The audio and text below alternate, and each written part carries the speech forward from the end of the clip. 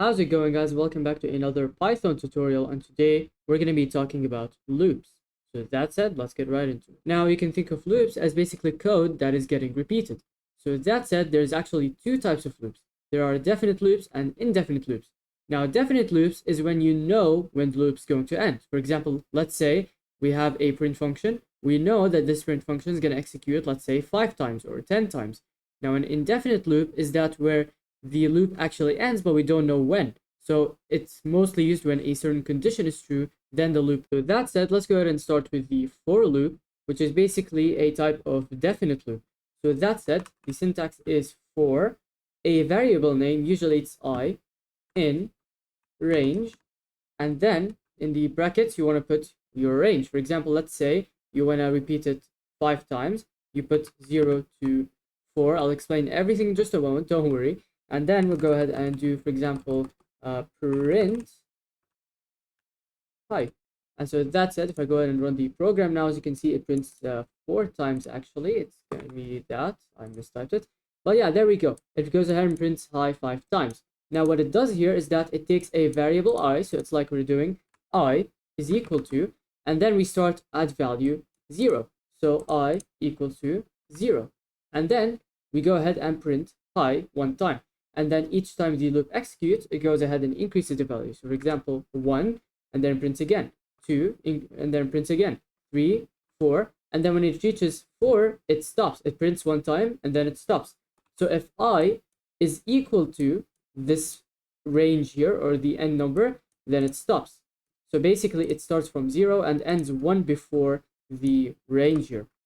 Now this can be demonstrated here if we go ahead and print the variable I. As you can see, it starts out with 0, 1, 2, 3, and 4, and then when it reaches equal to 5, it just stops the loop. Now let's say, for example, you want to go ahead and skip by a certain amount. So let's say, for example, we want to print 0, 2, and 4. Now what we do is that there's a third parameter we can put in called a step. Now usually, by default, the step is 1, meaning that it just goes ahead and increases I by 1, and the step parameter is actually at the end here. So what it does is that it does I plus equals 1, basically increasing I by 1. Now let's say, for example, we want to increase it by 2. What we do is you turn the step into 2. Can you guess what the output will be? It will be 0, 2, and 4, because I is going to be equal to 0, and then we add 2 to it, so it's 2, then we add 2 again, and so it's 4.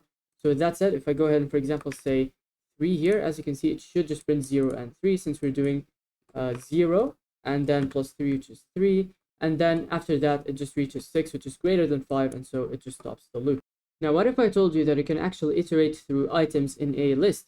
So instead of, for example, iterating through a fixed range, what we can do is that we can do for I in words, for example. For example, we can say word is equal to the length of I. Since in this case, I is basically iterating through every single part of the list. So every time the loop iterates, we have I is equal to hi, for example, and then the second time I will be equal to like, and the third time I will be equal to subscribe.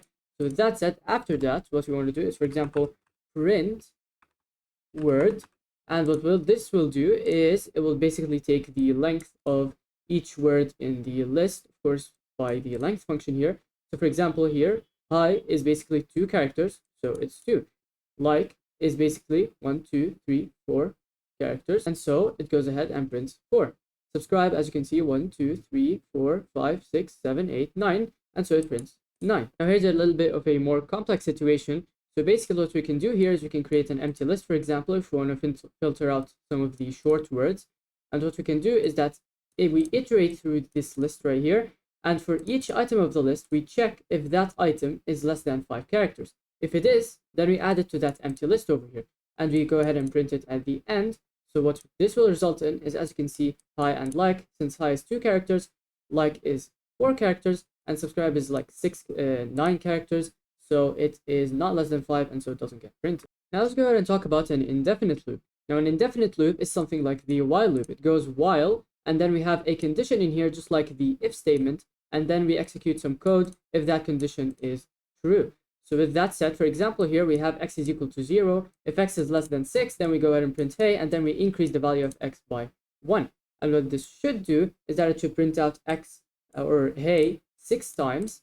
So basically, it goes ahead and increases the value of x 1 time. So 0 is less than 6, so it prints once. Then it becomes 1, which is still less than 6, so it prints 2, 3, 4, 5. And then 6 is not less than 6, and so it just stops the loop, and it kind of breaks out of the loop. So as you can see here, if I go ahead and say print, for example, done, what we do is this will happen. As you can see, go ahead and say done because 6 is equal to 6, so it just kind of skips the loop. And if we go ahead and set it back to 0 and do like before, as you can see, it's going to print 6 times until x is equal to 6. So it doesn't execute the loop anymore, and it skips it onto the print done. Now, this could also be used here, for example, to cut on some lines of code. For example, when we want to detect a password here, we want to keep the user stuck in a loop if the password is wrong. So if the password is not 123456, it just prints that this is a wrong password, and it tells you to input the password again. And it just keeps doing this on and on until you get the correct password. For example, here, if I type a random string of numbers here, as you can see, it's just going to keep telling me to enter my password again. And then if I say 1, 2, 3, 4, 5, 6, as you can see, just goes ahead and says welcome, and it ends the program. Since the loop isn't correct, the condition isn't correct, password is in fact equal to 1, 2, 3, 4, 5, 6, and so it just kind of skips into the next lines. Now, just a disclaimer here, this isn't really advised to do here, but it's a little tip that you can actually use. If you go ahead and say while true, what this will do is that it will execute the loop as long as the program is running. So if I go ahead and run it, as you can see, it's just going to keep printing forever. And yeah, this isn't really the best for your memory or for your PC, so it's really advised to stay away from this, but might as well say this. So this has been Loops, and I'll see you guys in the next video.